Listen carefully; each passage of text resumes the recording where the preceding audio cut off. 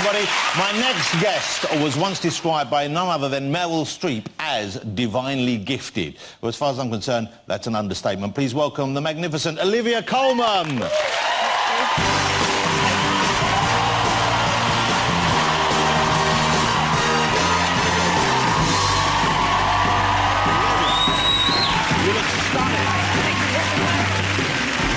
Come and have a seat on the orange couch.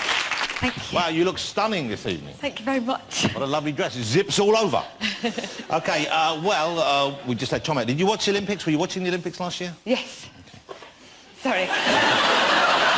Very good start. No, it's a good start. It was a very definitive answer. That's what I'm after. Because, of course, the Olympics were responsible indirectly for one of your two BAFTAs. Oh, yes. Last year, because I don't know if you were seeing Olivia, she was in The Accused, she won a BAFTA for that, but also in 2012, very funny show about the Olympics. There must have been huge celebrations, I would have thought, for the whole team, because you're making a show about the Olympics. Did you notice that things in the real world were echoing what happened in the show, or vice versa? Apparently there was a couple of calls to the production office saying, have you got cameras in our office? People from the real Olympics place. And, of course, the clock fucked up, as did ours. Yes, that's right. You kind of preempted that, didn't you? Yeah, it was good, wasn't it? I've got to say, I mean, I so love seeing you on screen. I really do. I fell in love with you in Peep Show. I thought that was an incredible show. Oh, I love Peep Show. But then you come out with stuff like Broadchurch and The Accused, totally different sort of programmes. Yeah. And it's very rare you see someone who has the ability to do that, but certainly is given the chance as well.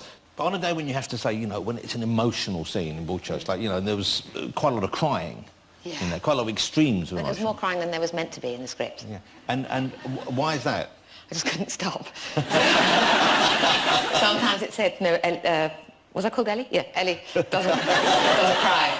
And I had to say, I'm sorry, but there's not a chance. Dead boy, no chance. Yeah. I'm gonna... But you do cry, you do good tears. Yeah, well, it's real when it's happening. So how do you get that to come out? What do you... Well, just because it's sad.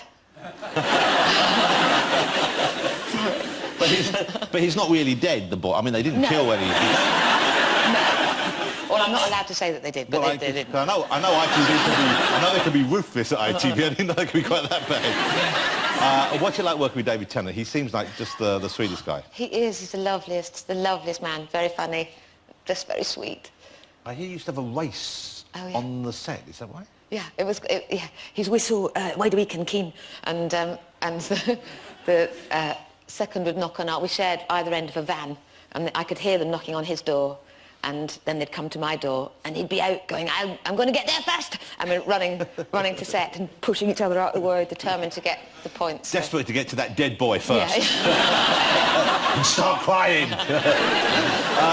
Let me ask you about some of the other shows, because Peep Show was a remarkable, what an unusual kind of show. The way it was shot, I don't know how many Peep Show fans we have in, but a lot of time you see it, it was almost always shot from one of the characters' point of view, wasn't it? Yeah, yeah. Is that because presumably you're acting slightly differently? Normally you're trying not to look at the camera. Yeah. There you have to look at it. Yeah, and it screws you up for the next couple of jobs because you look right down the barrel and, and you have to stop. But the first series was a proper head cam with a little camera, which was really tight, and it had to have a concrete little lump on the back to try and weigh it down. So hold on, so you were filming it as well as the actors were wearing them? But they soon stopped that, because it turns out we're not very good as cameramen. And it starts to slip, and you have to try and keep it in their eye line, so you're acting like that.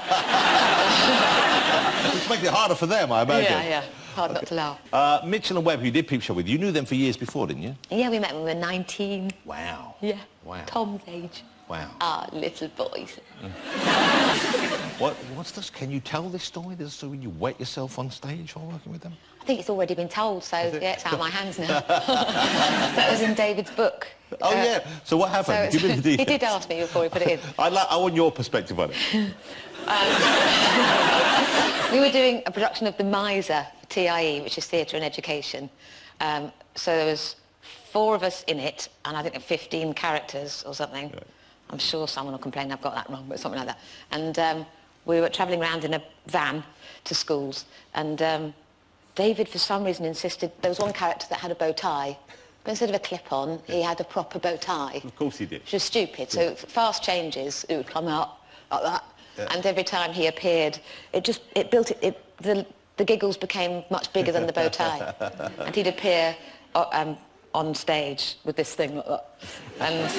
And I just one day couldn't take it. And the suspense was killing me, and I wet myself. And it was a raked stage, that means it was sliding towards the audience. It was my entire bladder went... Yeah. But what he doesn't know is that in revenge, I wiped my legs on his costume when I went backstage. So he didn't know that until now. Happy Christmas, David. OK. Your career is going crazy, though, isn't it? I mean, it is incredible. And does it feel weird for you when you're working with, I mentioned Meryl Streep's reference to you, and you've just started working, just finished working with Vanessa Redgrave. Yeah. That must be an exciting experience, isn't it? Yeah, it was. Oh, she was amazing. And I was absolutely terrified, really excited to meet her, but then completely mute for the first day that we met. Because she's tall and she's powerful and piercing eyes and fiercely bright and amazing. And I just couldn't speak in her company. And did she realise that you were slightly in awe? I've no idea. I could barely look at her, so I don't know if she was looking at me at all. Or... Looks like you were filming Peep Show while you were doing it. OK, this is the exciting thing. I've started watching it. I was sent an early copy of a new drama. I mean, really intriguing, a really kind of weird and strange premise. What can you tell people about it without it being a spoiler?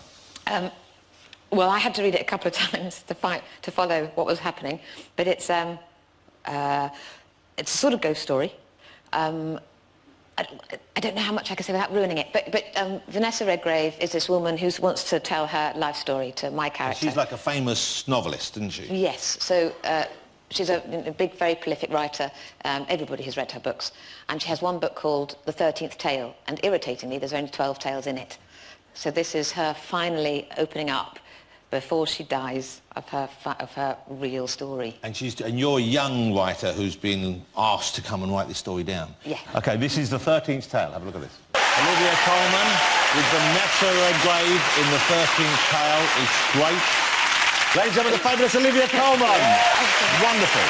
Still to come on the show, I will be joined by Scrooge's grandson, Jack D, TV's favourite scientist, Professor Brian Cox, and we've got music from Ellie Goulding, so don't go anywhere.